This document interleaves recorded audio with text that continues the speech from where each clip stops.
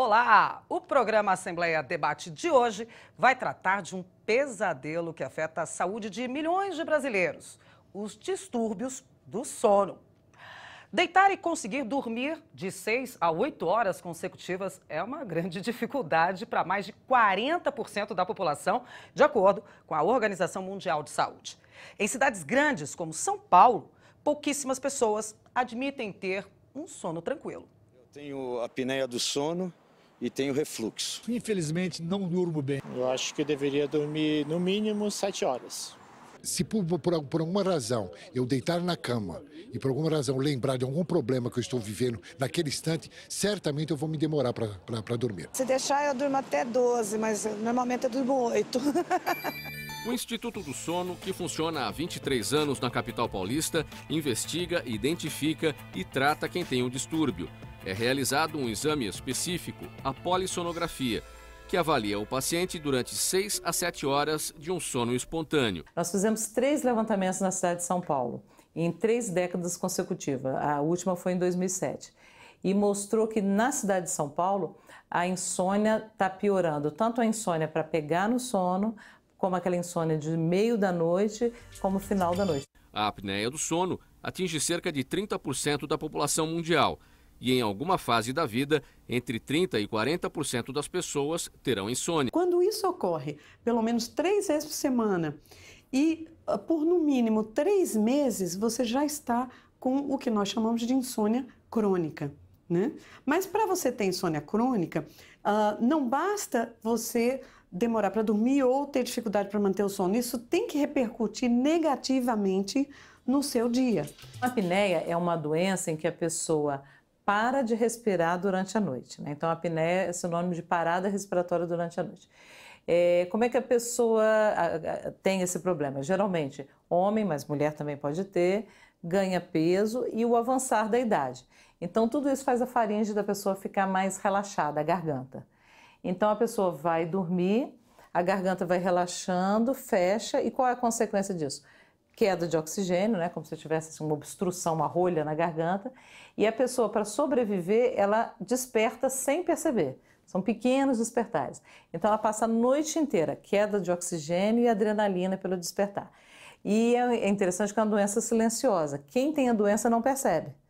Ela não sabe que ela está roncando, porque o ronco está incomodando quem está do lado. Eu já fiz vários exames, teve uma época que eu tive umas enxaqueca muito forte e aí eu tive que procurar um médico e ele falava, tem que descansar, tem que dormir, mas eu não consigo. Se ela dormir menos do que 5 horas e meia a 6 horas por noite por muito tempo, isso pode sim estar relacionado a algumas consequências cardiovasculares, tais como pressão alta, diabetes, até mesmo uma alteração mais leve do metabolismo da glicose, depressão.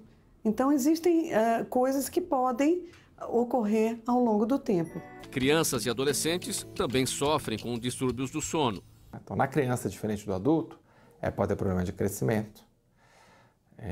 Nem sempre a criança tem sonolência, que nem o adulto, né? O adulto que dorme mal tem sonolência. A criança, em geral, o problema mais está relacionado à alteração de comportamento.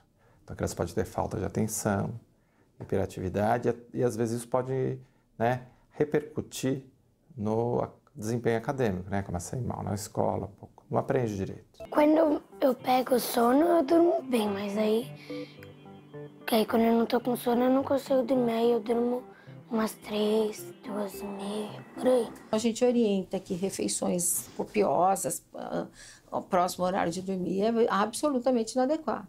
E como também fazer um exercício extenuante próximo ao horário de dormir. Também é bom o exercício como um todo, para o sono mas próximo ao horário de dormir vai atrasar o horário do sono. Você não vai conseguir dormir naquele horário que você gostaria, talvez vai postergar. Os trabalhadores noturnos são vítimas constantes. Tem diversas maneiras que o trabalho pode dormir melhor, organizando essa questão de higiene do sono, mas o problema principal é isso, dificilmente a pessoa consegue dormir o número de horas suficiente durante o dia. Aí acaba resultando que ela dorme menos, e aí isso é um estresse. Então, por isso que o trabalhador em turno geralmente tem maior risco de doenças, né, de depressão, tem vários estudos mostrando de câncer, de diferentes doenças, né. Problemas mais graves, como a narcolepsia, podem fazer a pessoa apagar de repente em plena luz do dia. Eu nunca pego um carro, por exemplo, depois que eu almoço, porque comer e dirigir, isso vai me dar um sono extremo, então eu não faço isso. Eu estou sempre cansada, né? É uma coisa que me perturba, me incomoda bastante. Eu gostaria de achar um remédio, um tratamento que eu pudesse ter um sono normal, porque assim, para mim, na verdade, eu tenho um sono normal, eu durmo a noite inteira.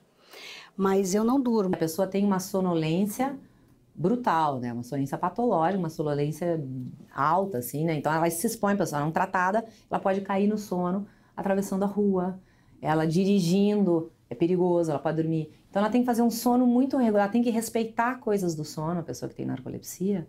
Então dormir bem à noite, cochilar durante o dia, a alimentação, tem várias coisas, exercício, várias coisas que podem ser feitas para melhorar.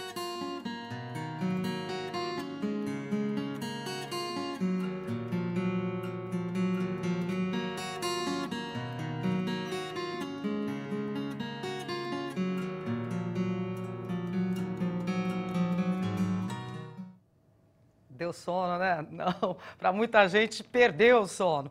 Para discutir esse problema que afeta muita gente e mostrar os caminhos para uma noite bem dormida, o Assembleia Debate recebe vários especialistas hoje.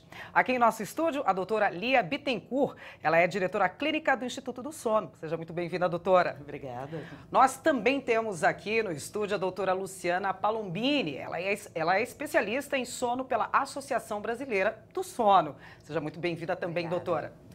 E recebemos também o Dr. Fábio Tadeu Moura Lorenzetti, Dr. Fábio Lorenzetti, né? Ele é membro da Associação Brasileira de Otorrinolaringologia e Cirurgia Cérvico-Facial. Sejam todos muito bem-vindos aqui no nosso programa hoje. Muito obrigada por terem aceitado o convite nessa discussão que é extremamente importante, né?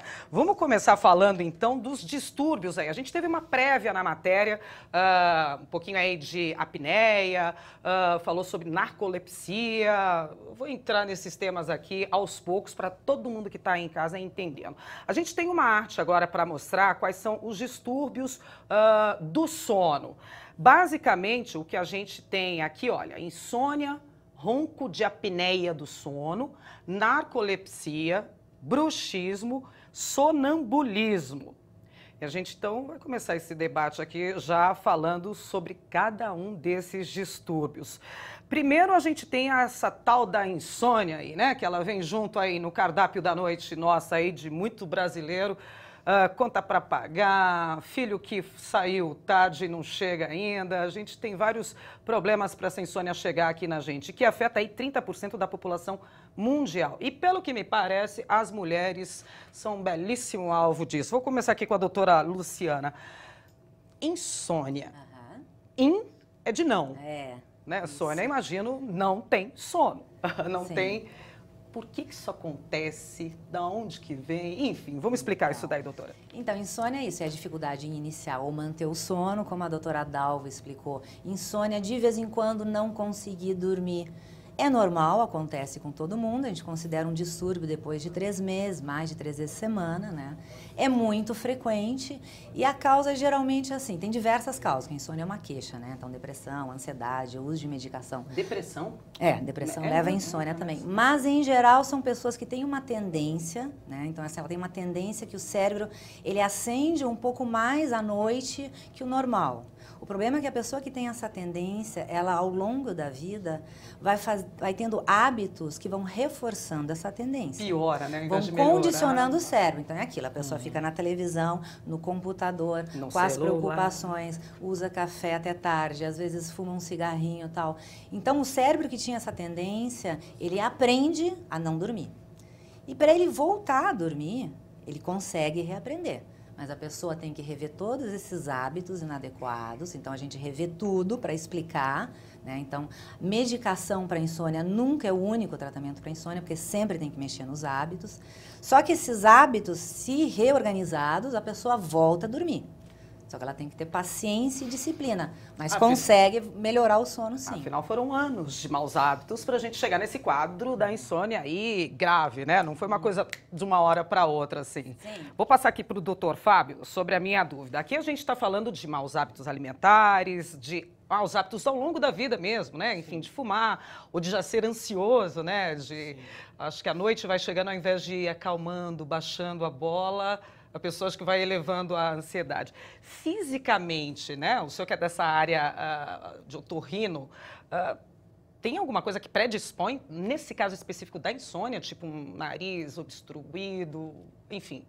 Enfim, de maneira geral, a gente sabe que a respiração ela é muito importante para a boa qualidade do sono. Então, tem vários estudos que mostram que se a pessoa ela não respira bem, principalmente pelo nariz, ela tende a ter um sono de pior qualidade.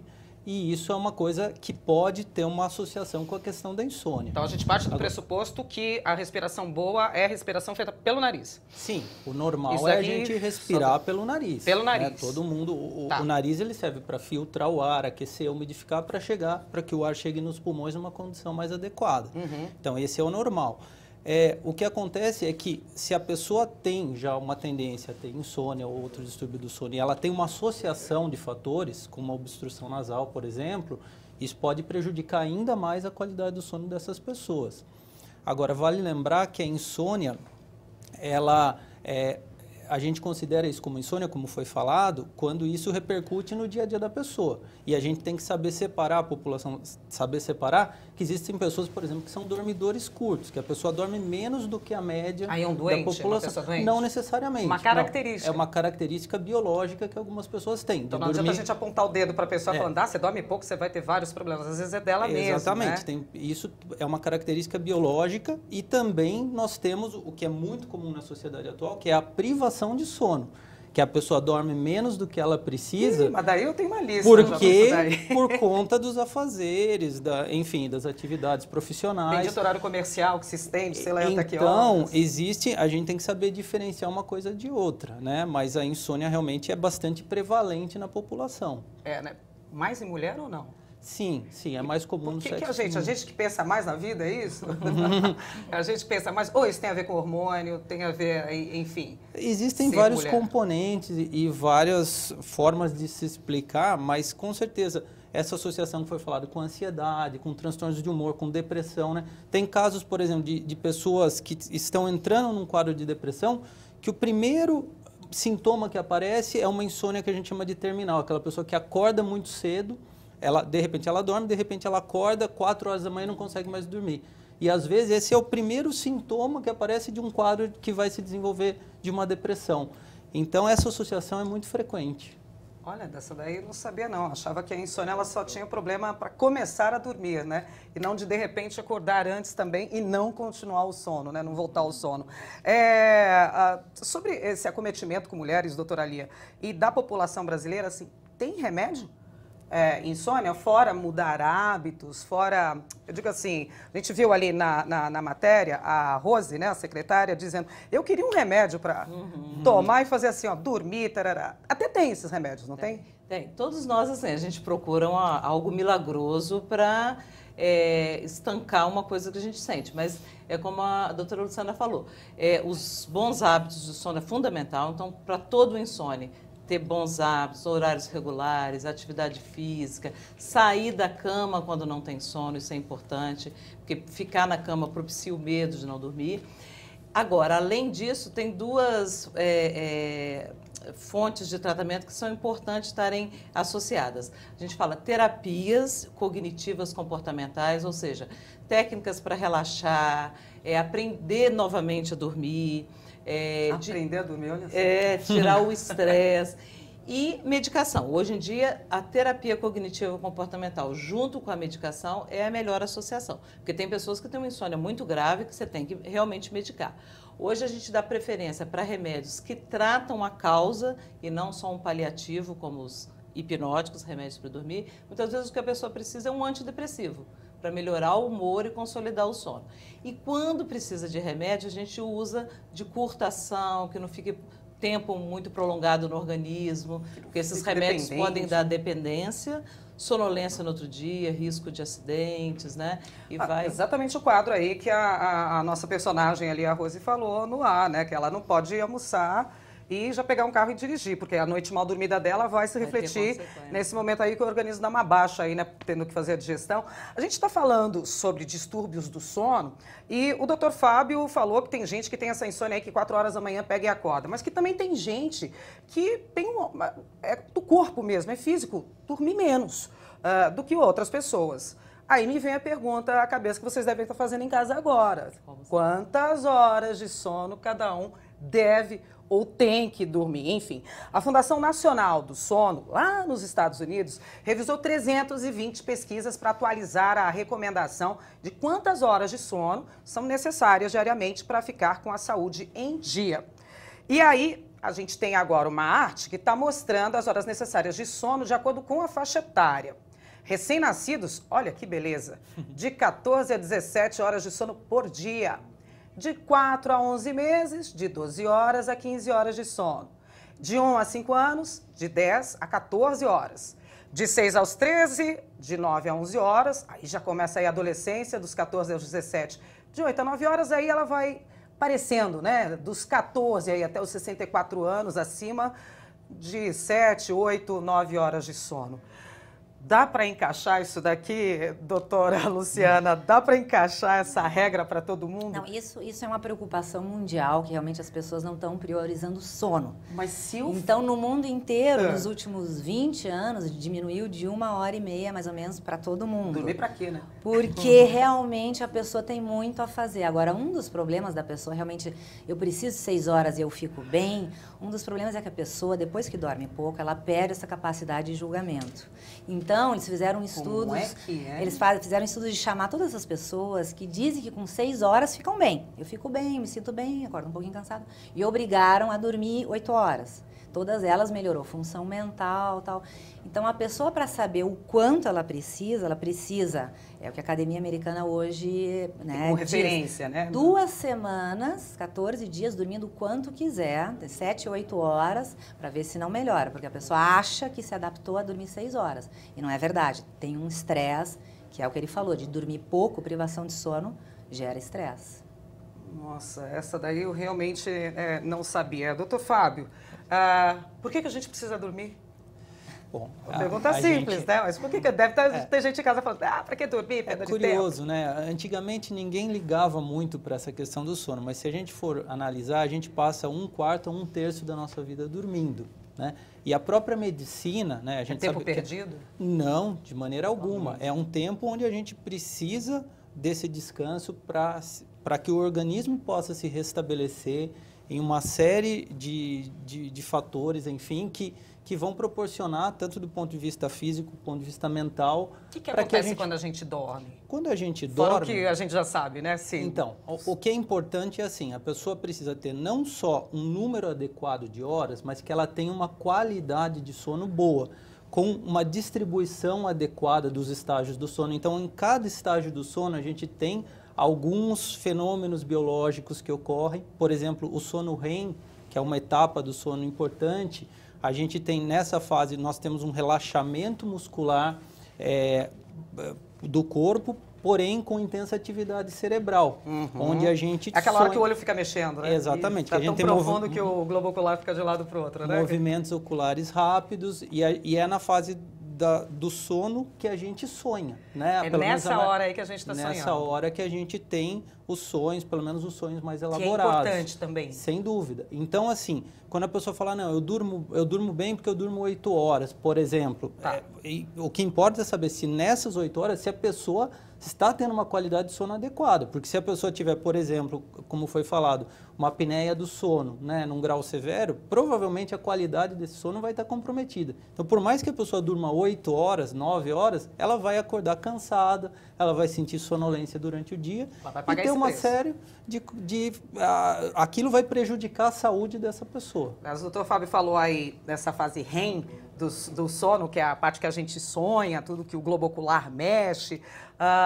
Daqui a pouquinho a gente vai falar de cada etapa aí do sono que tem, para saber se de repente você que está em casa aí está passando por elas. Você lembra do que você sonhou essa noite? Eu me lembro. Eu me lembro. Mas ele me deu o gancho aqui para falar da tal da apneia do sono. Que doença é essa?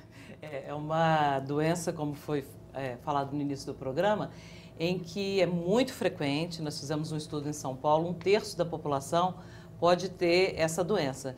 Então, a apneia quer dizer parada da respiração durante o sono. Então, qual é o risco? Homens, porque a testosterona... Para por quanto tempo? Varia, pode ser 2, 3 segundos, como pode ser mais prolongada, chega às vezes até 1 minuto, né? Porque, sem respirar? Sem respirar. Relaxa essa musculatura, a pessoa oclui a passagem do ar e o organismo manda uma mensagem de alerta, que é o despertar. Cai o oxigênio, a pessoa desperta. Isso pode se repetir. Tem pessoas que têm mais de 30, 40 paradas respiratórias durante a noite. E muitas vezes ele não percebe que ele está roncando, que ele está engasgando, ele só vai ter a noção que no outro dia ele está sonolento, acidente de carro e as consequências dessa doença na saúde. Né? Tem um dado aqui, ó, por exemplo, que o ronco, ele atinge 30% das pessoas do mundo, segundo a Organização Mundial de Saúde. Estudo da Universidade Federal daqui de São Paulo, a Unifesp, detectou que 38% da população de São Paulo possuem este tipo de distúrbio. Segundo a Federação Internacional de Diabetes, 40% dos portadores de apneia são diabéticos. Então, como é que a gente detecta que a pessoa tem esse sintoma? Fora dormir e parar de respirar, mas eu sei que eu estou fazendo isso? Então, a pessoa que ronca, ela, para saber se ela tem apneia, ela tem que fazer o exame de polissonografia. Não há como saber, a maioria das pessoas, a doutora Elia falou, tem a parada respiratória, a pessoa está dormindo, a não ser que tenha alguém do lado que vê e se preocupa. Então, a pessoa ronca, tem um problema, seu ronco, tem que fazer a polissonografia para ver se não tem apneia, que é muito frequentemente associada. Aliás, é bom alertar todo mundo que está em casa, tá? Assim, roncar não é uma coisa tão simples assim como a gente acha nos dias de hoje. Salvo alguns momentos que você comeu demais, bebeu demais, num dia, assim, beleza, mas ronco, se o seu marido está do lado, está roncando muito, está parando de respirar, volta meio que desesperado aí a recobrar o ar, tem sonambulismo, tem essas, enfim... Fica de olho, avisa ele e leva num especialista para fazer exame. É a melhor forma de detectar, né? A única forma. Não tem outro jeito. Não tem outro jeito, né? Eu tenho agora aqui, vamos conferir um pouquinho os fatores de risco aí para a apneia do sono central. Nós temos dados agora, deixa eu ver se aparece na tela para nós, olha, apneia do sono central, os fatores de risco, distúrbios cardíacos, olha isso, gente, AVC ou tumor cerebral, comer antes de dormir aí. Daí a gente já vem com uma... A gente tem outra tela ou não? A gente está com essa tela aqui. Aí eu estou falando de distúrbios cardíacos, mas eu só parei de respirar um pouquinho, doutor. Então... Não é assim, né? Não é assim. O que acontece é assim, a gente tem que diferenciar a apneia do sono, né, em apneia obstrutiva. Nós temos os quadros de apneia obstrutiva do sono, tanto no adulto quanto na criança. Nós temos a apneia central, como foi falado aí, que felizmente é mais raro, tá? A apneia central é o que mais é diferente A diferença, da outra. assim, a apneia obstrutiva, a pessoa está dormindo, ela está relaxada. Durante o sono, a musculatura da faringe relaxa, então a faringe é um segmento que ele é colapsável. Então, quando a pessoa está dormindo e relaxada, o ar está passando e muitas vezes aquele tecido está vibrando, principalmente o palato mole, está vibrando e está produzindo um ruído que é o ronco. Em alguns momentos da noite, pode haver uma obstrução parcial da via aérea, que é o que a gente chama de hipopneia, ou pode haver um colapso completo aqui da via aérea, fecha completamente, que é o que a gente chama de apneia obstrutiva do sono.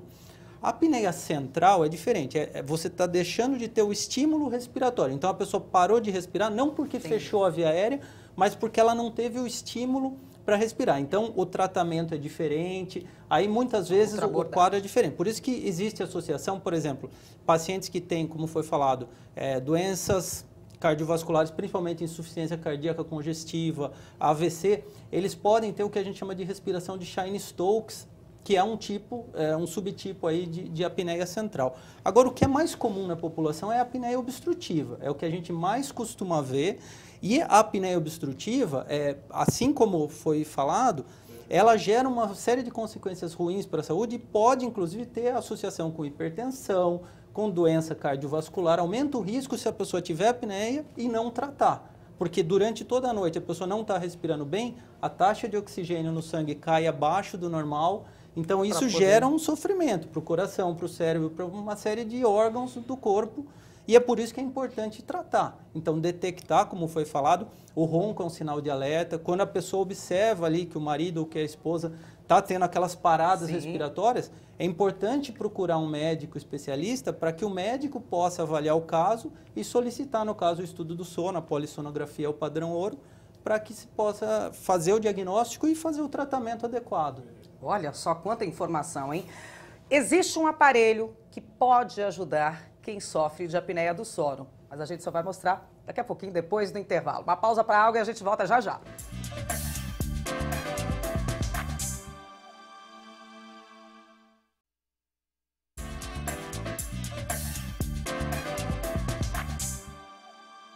Estamos de volta com uma Assembleia Debate. O programa de hoje discute os problemas dos distúrbios do sono com um time de especialistas que não dorme no ponto quando o assunto é saúde. Antes do intervalo, eu fiz uma chamada aqui dizendo que tem conserto aí a tal da apneia do sono, que existe um aparelho. E a gente está aqui com um belo mostruário nessa mesa aqui, trazido pelas doutoras Luciana e doutora Lia. Que é isso? Parece despertador. Antes de falar até dos aparelhos, eu gostaria de ressaltar que antes de usar um aparelho como esse, ou um aparelhinho dentário, ou até se submeter a algumas cirurgias, o importante é alguns tratamentos gerais. Perda de peso, atividade física, não beber em excesso à noite, não tomar remédio controlado para dormir sem orientação, são fatores que provocam a apneia. Então, se a pessoa não quer usar um aparelho, ela tem que mudar a vida. Tem que praticar atividade física, ficar mais magra para evitar a doença. Mas tendo... Se fez tudo isso e ainda continua tendo... aí a gente lança a mão desses tratamentos. Tá. Então, esses aqui são aparelhos que a gente chama CPAP, são aparelhos ligados na eletricidade. Ele é um gerador de fluxo, como se fosse um ventilador, jogando um ar com alta velocidade, que passa nessa mangueirinha, né, e vem através de uma máscara colocada no nariz do paciente. Então, ele dorme aqui, assim, atrás, né? Tem essa máscarazinha, fica no nariz e tem um prendedorzinho na cabeça para ela ficar fixa durante a noite. Então, esse ar entra, é um ar ambiente, não é oxigênio, ele cria um colchinho de ar, ele abre como se eu estivesse insuflando a faringe, a garganta, para ela ficar aberta. Normalmente, esse aparelho previne a apneia, não cai mais oxigênio, a pessoa dorme bem. No outro dia, a pessoa fala assim, nossa, dormi como não dormi antes. Apesar de parecer uma coisa estranha, mas o benefício que ele causa, a pessoa já nem se importa mais de dormir com a máscara. Sim. Isso. Chega a incomodar, não? Porque tô vendo, ela tem assim, as partes são de silicone ali, né? Então são molinhas. Cada vez mais eles estão menores, silenciosos, fluxos de ar mais confortável. E isso que você falou, as máscaras são hoje em dia mais delicadas, incomodam menos. Tem um dispositivo, se a pessoa tem nariz obstruído, garganta ressecada, acoplar o umidificador. Então, evoluiu muito esses aparelhos, estão cada vez mais confortáveis. Mas não é a oitava maravilha. Tem pacientes que... dormir sem isso, né? que em torno de 50% de pacientes mais não conseguem usar. Tem claustrofobia, ou não estão muito habituados, ou não educados a usar o... Isso me cheira mais coisa de homem, viu, doutora? Essas desculpas aí, não sei porquê, mas acho que é parcela. Custa muito caro um equipamento infelizmente, no Brasil ainda é um tratamento caro, né? A gente está tentando aí sensibilizar o governo, os planos de saúde. SUS não tem. SUS não tem. Em alguns lugares no Brasil, quando o paciente tem uma apneia grave, que a gente chama mais de 30 paradas por hora, ou se são profissionais de risco, que a gente esqueceu de falar, o motorista, controladores centrais têm risco, não só para ele, mas para a população. Claro. Então, em alguns locais do país, os governos estaduais fornecem, mas não é uniforme ainda. Então, nós estamos numa batalha, porque fornecer um aparelho desse é caro, mas é muito mais barato do que tratar as consequências. O infarto, a hipertensão, o acidente automobilístico. O ônus é maior, né? O ônus é maior, né? As consequências de não usar um aparelho. aparelho. É um investimento Quanto custa? Importante. É em torno de R$ 1.500 a R$ 2.000 um aparelho desse. Tem uns mais simples, um pouquinho mais sofisticado, mas ainda no Brasil é caro. Custa esse preço? Aqui no Brasil. porque geralmente são importados, né? Então tem todo o custo, a manutenção. Tem todas as taxas aí acima. E eu vi que você trouxe 3 modelos. São a mesma coisa? São a mesma coisa. Então, esses são os principais, mas tem outros também. E a gente fala com o paciente, tanto faz. O importante é que ele tenha uma pressão positiva no nariz e trate o seu problema. Né? A gente está falando bastante de sono aí. Vamos discutir, então, uma outra fase, literalmente. Nós temos também uma arte com as fases do sono. E a gente vai conferir e analisar aqui com os nossos especialistas que fases são essas. Olha lá, a fase 1 é que abrange 10% da noite, a 2, 45% da noite, a fase 3 abrange 25%, e a tal da fase REM, que a gente disse aqui, abrange 20% da noite, né? A fase do sono profundo, que é essa tal da REM, em inglês significa Rapid Eye Movement, que é o movimento rápido dos olhos. Fase 1, fase 2, fase 3, fase REM. É muita fase, gente. Eu só quero dormir. Falar aqui com a doutora Luciana. Todo mundo tem que passar por essas 4 fases aí. É o que ele falou. A questão do sono adequado é sono quantidade adequada e qualidade. Então, tem pessoas com a apneia do sono que dormem 9 horas e não chegam nunca no sono profundo, até o estágio 2.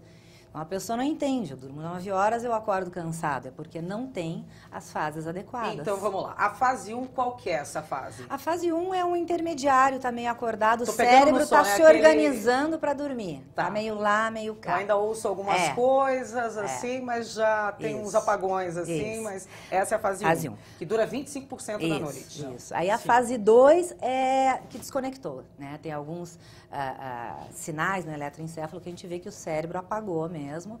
Então, é uma fase que a pessoa dá para dizer, essa pessoa está dormindo. Está dormindo. Aí, da fase 2, ela vai para a fase 3, que é a fase profunda, realmente que a gente descansa. É 45% da noite. O N2, né, que é a fase 2, ocupa aproximadamente metade da noite, de 45% a 55%, a maior parte do tempo. Essa fase do apagão que eu falo. Exatamente. Falou que é um apagão, você não lembra dela. A fase 1 é essa fase superficial. Então, a N1 e N2 são os estágios mais superficiais. O N3, que é o sono de ondas lentas, e o REM são os estágios mais profundos, onde a pessoa tem esse descanso maior. É o tal do descanso, né? Exatamente. Então, assim, tudo isso, a gente só tem como analisar essas fases através, como a doutora comentou, do exame de polissonografia. É o único exame que permite a gente analisar como é que está a distribuição dos estágios do sono da pessoa, para saber se realmente o sono está adequado ou não. E só consegue estudar isso dormindo, né? Fazer esse... Sim. O exame é sempre feito com o paciente dormindo, monitorizado, com sensores, enfim. Mas o paciente precisa estar dormindo para que a gente possa analisar. Tá. Bom, a gente também tem aí uma outra arte que sobre um distúrbio também provocado no sono que a gente vai conferir agora. A gente já comentou aqui algumas delas, né? O excesso de peso, circunferência do pescoço, vou entender melhor essa história aí. Estreitamento das vias aéreas, histórico familiar, etnia, álcool, cigarro, congestão nasal. O excesso de peso, vocês já falaram aqui, o excesso de peso ele atrapalha aí para dormir, né? Não é só na parte física ou na parte, enfim, atrapalha para dormir. Circunferência do pescoço, o que é isso? O tamanho do pescoço?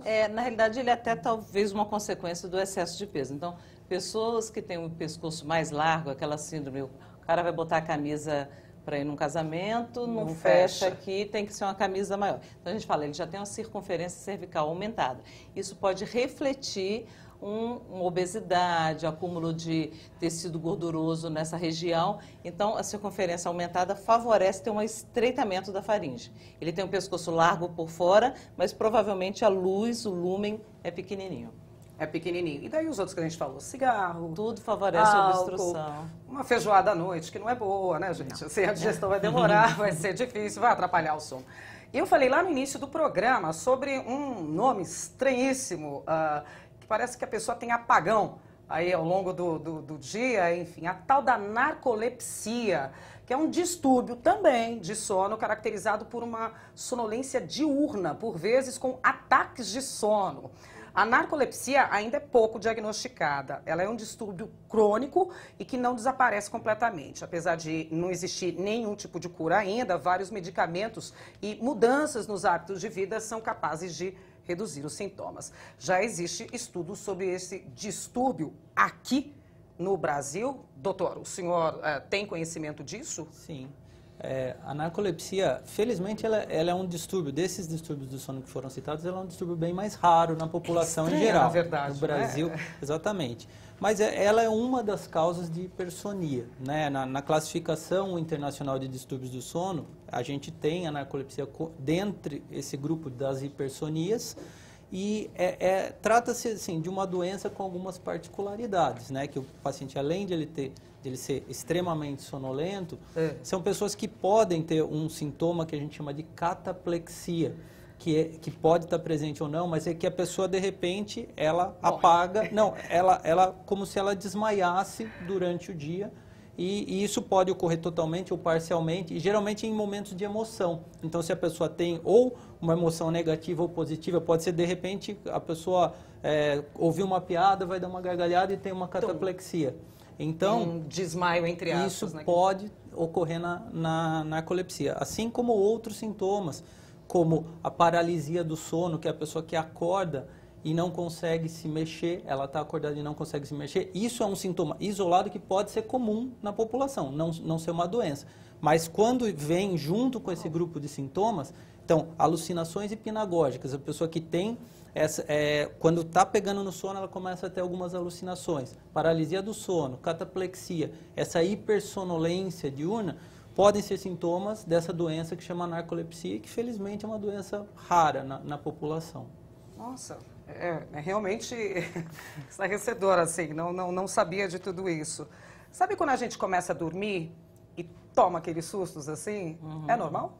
É normal. Tem que é um sintoma que a gente chama benigno do sono. Eu faço muito isso. A pessoa tem tem uma perda, você começou a dormir, perdeu o tônus muscular, mas ainda está acordado. Então, tem aquela sensação da cama caindo, né? Parece que um precipício abre na frente assim. Isso né? é normal, é episódico, acontece sem problema. Agora, como o Dr. Fábio falou, se a pessoa, quando está no início do sono ou acordando, frequentemente acorda e não se mexe, aí já caracteriza a paralisia do sono. Aí já... Uma outra coisa também, tem pessoas que quando vão dormir, às vezes elas não fecham o olho por completo. Sabe, assim, você vê o globo revirar para trás, assim, também normal? Precisa ficar de olho nisso, literalmente? Normalmente não, é uma característica de não relaxamento total da pálpebra. Normalmente eu não me recordo de ter uma associação com alguma doença. Né? E dormir de boca aberta, não? Não. Aí já tá errado. Olha aí, gente, quem tá em casa. E isso daqui agora, ó. O bruxismo é outro distúrbio do sono. Vocês sabem o que é isso, gente? Sabe aquele ranger dos dentes incômodo? Então, a doença pode atingir qualquer pessoa e é mais frequente entre os 15 e os 35 anos de idade. É também mais frequente nas mulheres do que nos homens. Sempre isso, gente, mais comum nas mulheres, é insônia, apneia também na mulher, agora aí bruxismo. Deixa eu falar aqui com a doutora Luciana. Bruxismo, que palavra é essa? Eu sei, não é muito simpático. Nem um pouco, nem um pouco. É verdade, mas também, assim, porque é mais frequente nas mulheres, também é associado um pouquinho à ansiedade, ao estresse, né? Então, existem fatores de risco, né? Então, alterações na articulação, alterações anatômicas predispõem, não respirar bem pelo nariz que a pessoa desenvolve de maneira errada, predispõe ao bruxismo. Associado aos períodos de estresse, a pessoa tem que fazer geralmente uma polissonografia e ter uma avaliação com o dentista. Dentista identifica bem isso, né? Dentista os dentes, eles ficam tortos, né? Assim, mas tortos todos, né? Assim, desgastados. Desgastados de um jeito. O dentista olha e diz, é bruxismo. É nesse nível a força chega a fraturar. Fratura dente. Chega a fraturar. E criança não, a partir dos 15? Criança tem, antes dos 15 já tem também. Muitas vezes é problema de alergia e não respirar bem pelo nariz. Tem que avaliar bem essa parte de alergia e respiração na criança. Nossa, que coisa, né? Tem remédio para isso? Fora ir ao dentista, passar nos especialistas? Tem um remédio que toma e fala assim, ó, relaxa a mandíbula. Para dormir, existe? Tem. Tem. Aí o que acontece? Lógico que assim, desde analgésico, antidepressivo, tem diferentes tipos de medicação, tem tratamento não medicamentoso, desde usar plaquinha, acupuntura, várias coisas para relaxar e diminuir a dor. Então tem diferentes formas de tratamento. Tem também a plaquinha para proteger. Plaquinha, né, que a gente coloca na boca aí para dormir à noite, não é só para clarear dente não, viu? Também é para bruxismo aí, algumas pessoas que usam. E aí eu vou pro outro tema aqui, o outro tópico nosso aqui da discussão hoje, que vocês que estão em casa aí devem ou ter alguém ou conhecer alguém que tem o tal do sonambulismo. Bom, aproximadamente 15% das crianças andam dormindo. Andar dormindo em sono profundo pode ser uma herança dos pais, sabia? Pois é, o sonambulismo normalmente se apresenta nas primeiras 2 horas após a criança ir dormir e geralmente deixam de apresentar o sonambulismo quando chegam à adolescência. Mas a nossa maquiadora aqui, a Ana Paula, ela é sonâmbula até hoje. E tem mais de 40. O que é o sonambulismo, doutor? Bom, o sonambulismo, ele é classificado num grupo dos distúrbios do sono, num grupo que a gente classifica como parassonias, né? Então, ele é um tipo de parassonia do sono não REM e existem várias. Além do sonambulismo, a gente tem o despertar confusional, terror noturno, tem as parassonias do sono REM, que tem uma parassonia que chama distúrbio comportamental do sono REM. Então, de maneira geral, existem várias parassonias. Essas que foram citadas, por exemplo, o sonambulismo é muito comum na infância, realmente, e a gente sabe que, geralmente, ela tem uma característica benigna, que depois de uma certa idade isso tende a desaparecer espontaneamente, algumas vezes pode persistir na idade adulta.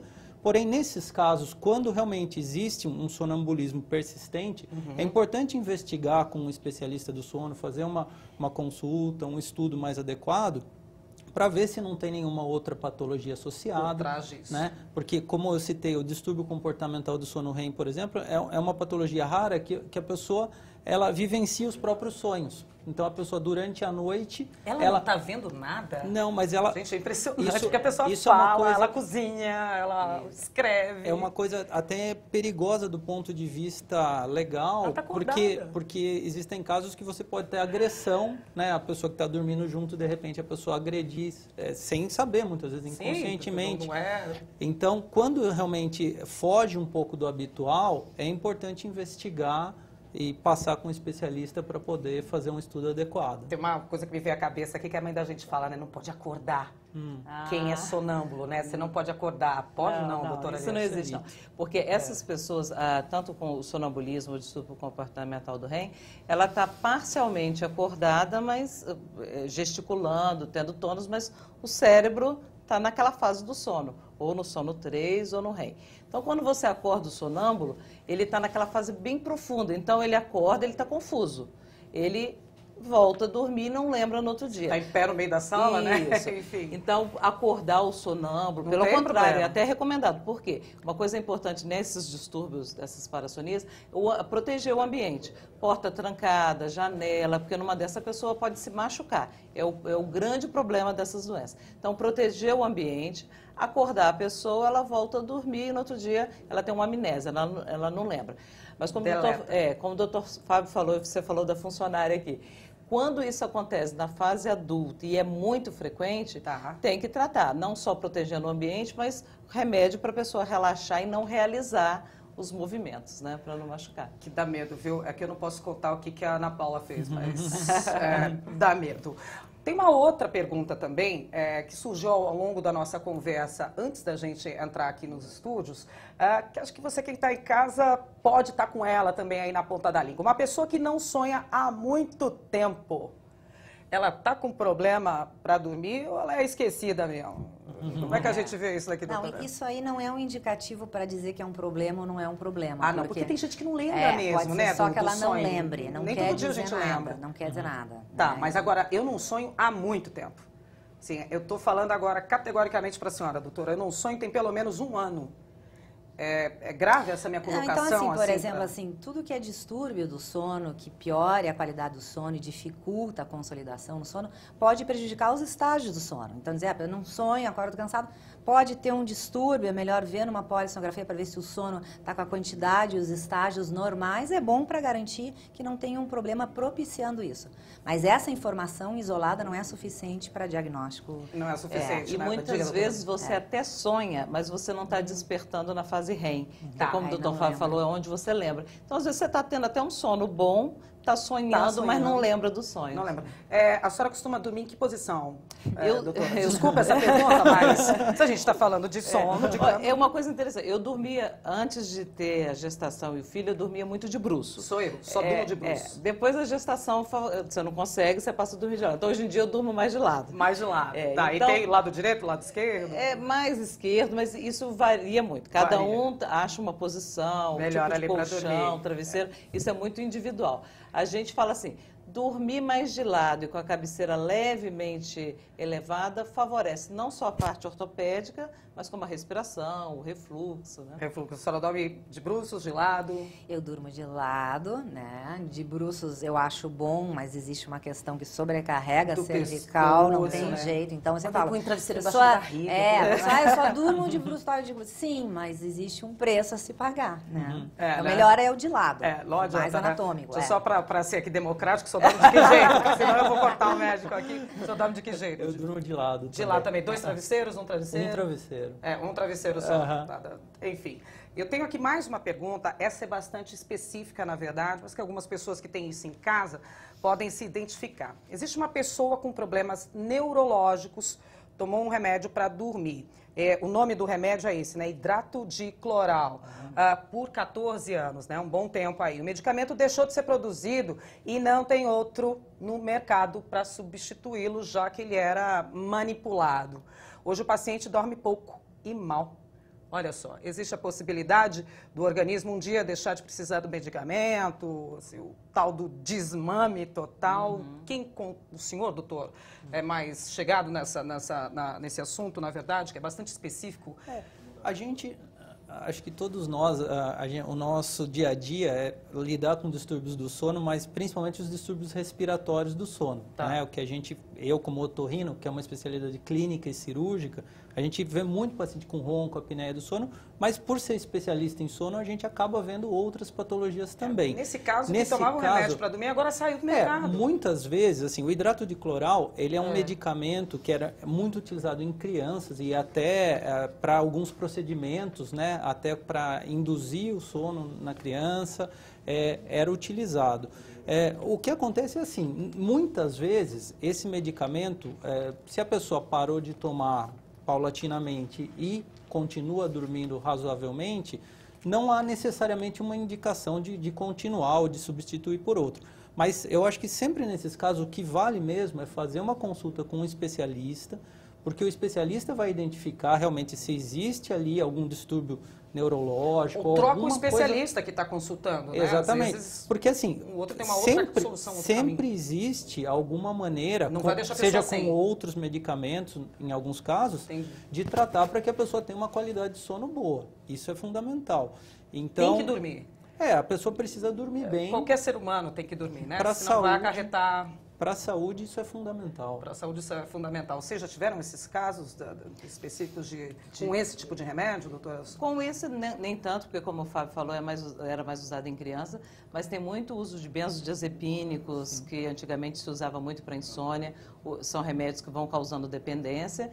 Então a gente tem que ir tentando tratar a causa de base neurológica, psiquiátrica e deixar o remédio para dormir cada vez em segundo plano e usar mais os de curta ação, que são liberados do organismo rapidamente. O tal do desmame. A gente está indo aí para os nossos minutos finais do programa. Eu vou fazer uma bateria aqui de perguntas que quem está em casa deve ter. Então, vamos recapitular. Estou com problema de sono, estou com problema para dormir. O que eu faço, doutora Luciana? Procuro quem? Imagina que a pessoa não está em São Paulo capital também. Como é que faz? Ela realmente tem que procurar um médico que tenha especialização em medicina do sono. Não tem jeito, porque se a pessoa o médico não fez o treinamento em medicina do sono, ele não vai conseguir acompanhar, não teve o treinamento para isso. Então, na dúvida, se ela acha que tem algum problema de sono, ela tem que falar com o especialista. Tem que falar com o especialista. Aí eu não tenho plano de saúde, doutor, e vou procurar no SUS. Eu consigo encontrar esse especialista? O que pode me ajudar? A gente sabe que Brasil afora, existem vários centros que contam sim com especialistas em medicina do sono. Eu, por exemplo, sou otorrino, tenho área de atuação em medicina do sono. As duas doutoras aqui, pneumologistas, né? Eu estou aqui em Sorocaba, por exemplo, eu trabalho com os residentes e lá a gente tem um ambulatório específico de ronco-apneia do sono e outros distúrbios. Então, a gente conhece Brasil afora muitos lugares que tem, inclusive, atendimento pelo SUS. Aqui o Instituto do Sono é uma referência, né? E atende pacientes do SUS. Então, eu acho que são poucos lugares que fornecem atendimento, mas existem. Cabe a pessoa procurar próximo da cidade de onde ela está, para conseguir passar com um médico especialista para poder fazer um diagnóstico, um tratamento adequados. Enquanto eu não consigo achar esse médico e eu não consigo dormir, doutora Lia, eu posso ter alguma coisa caseira que eu posso fazer para me ajudar aí? Vocês falaram aí, não fumar, não beber, não praticar exercício logo antes de dormir. Que mais que eu posso fazer? Então, todos esses hábitos são fundamentais. Estabelecer uma agenda, tentar dormir sempre e acordar na mesma hora, não usar remédio sem um controle. E algumas coisas as pessoas... Alguma comida que me relaxe mais, um chazinho? Tem pessoas que falam, os chás claros têm um efeito relaxante, tem o leite... Tem triptofano, ajuda a produzir, a favorecer o sono. Então, são coisas, a gente fala assim, quem tem distúrbio do sono tem que tentar relaxar. Meditar, atividade física, psicoterapia, porque o estresse, a depressão, a ansiedade estão muito misturados com esses problemas de sono, né? Com esses problemas de sono. Eu comecei a ter problema agora, doutora. Estou com 40 e tantos anos, comecei a ter problema agora de sono. Eu tenho que esperar dar o prazo de 3 meses, 3 vezes por semana, não conseguindo dormir, para daí eu procurar um especialista? Depende o quanto está causando de estresse para a pessoa. Então, assim, se é um início, ela já quer saber o que ela pode fazer para evitar que o problema piore, e ela podendo, lógico, é bom ela pegar um especialista para ter essa orientação adequada. Para ter essa orientação. Sim. Então, não tem essa regra de ter que esperar 3 meses, não. Esse aparelho que a gente mostrou aqui, o CPAP. O CPAP tem em qualquer lugar do país, interiores também, ou tem que vir para São Paulo, capital, para achar? Hoje em dia as pessoas conseguem fácil acesso, até a internet facilitou muitas vezes, né? Isso, a pessoa conseguir adquirir. Online. Agora, é importante que a pessoa não apenas compre, mas que acompanhe com um médico especialista, porque o grande problema do CPAP é a adaptação do aparelho. Não é todo paciente que na primeira noite... Não é aparelho que é ruim. Exatamente, ele precisa ter um controle. Hoje em dia os equipamentos eles têm cartão de registro, então o médico ele consegue ver o quanto o paciente está usando, se o paciente está usando adequadamente. E esse contato próximo com o médico, com o fisioterapeuta, com toda a equipe multidisciplinar que vai cuidar disso, é fundamental para melhorar essa adaptação do paciente ao aparelho. E, claro, assim, existem outros tratamentos além do CPAP, mas tudo isso precisa ser individualizado e analisado caso a caso. Né? Como eu disse, eu sou... Tem que ter acompanhamento. Exatamente, é fundamental. Não adianta. Dormir com o quarto todo escuro, dormir com TV ligada, com barulho, como é que eu faço para dormir? Isso é importante. O ambiente é fundamental para o sono. Tá. Assim, fisiologicamente, a natureza do sono, ela é favorecida pela ausência da luz, uma temperatura mais amena e ausência de barulho. Claro que tem gente que gosta de uma luzinha direta, um barulhinho, um ruídozinho, mas assim, a melatonina é favorecida pela ausência de luz. A queda da temperatura também. Então, quanto mais um ambiente tiver essas características, tem um sono de melhor qualidade. Tá, e quem troca a noite pelo dia aí, que tem que trabalhar de noite e dormir de dia, melhor quartinho, luz apagada e tudo fechadinho aí, com aquela cortina blackout. Você falou uma coisa importante, que nós estamos numa sociedade que é fundamental o trabalho de turno, não existe, né? Trabalhos de transporte, saúde. Então, a gente fala que o trabalhador de turno ele tem que fazer durante o dia que o ambiente seja favorável ao sono. Transformar a casa dele de dia num quarto de dormir, como se fosse à noite. Agradeço imensamente a participação de todos vocês aqui, viu? O programa Assembleia Debate fica por aqui. Agradeço mais uma vez a presença, os esclarecimentos aí, todas as informações que vocês trouxeram aqui para o nosso programa hoje, de como evitar os distúrbios do sono e ter uma noite tranquila. Muito obrigado. Você pode acompanhar a programação da TV Assembleia SP pela página www.al.sp.gov.br. A todos vocês, um tchau. Até nosso próximo encontro.